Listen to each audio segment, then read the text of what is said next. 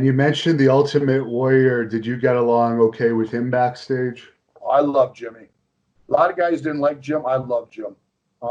Jim was Jim. He wasn't going out to hurt anybody or do anything bad towards anybody. He was, he came into a position where he was able to be a top dog and make a lot of money. And a lot of guys are just jealous.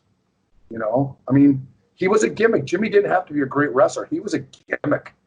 He would come to the ring 100 miles an hour, get in that ring, shake those ropes like a madman, come out just like boom, boom, boom, boom, boom, boom, done, shake those ropes and gone.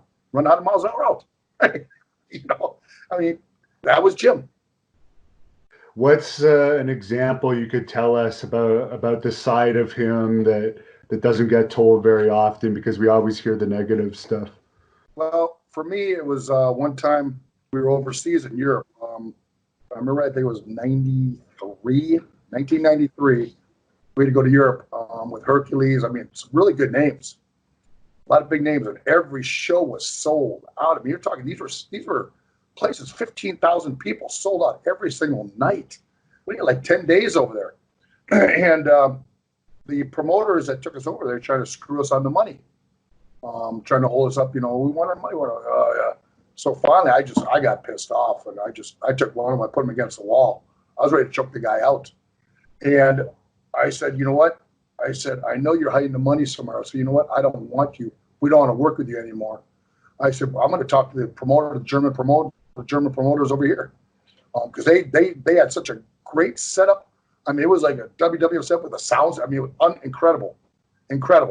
So I wanted to talk to them. I said, listen, guys. I said, this is what Jimmy and me want to do and that stuff. This is what you guys got to pay us. Take care of the rest of the money for it. Make sure everybody gets paid. You can keep all the merchandise sales. You can keep all the gate. You can keep all that stuff. It's all yours.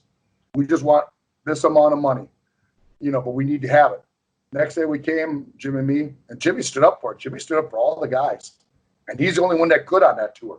I mean, if he didn't wrestle, that tour was done. It was done. And he stood up for everybody. And Jimmy were walking around with $200,000 of cash in a briefcase. And before we go, we put in a special safety box.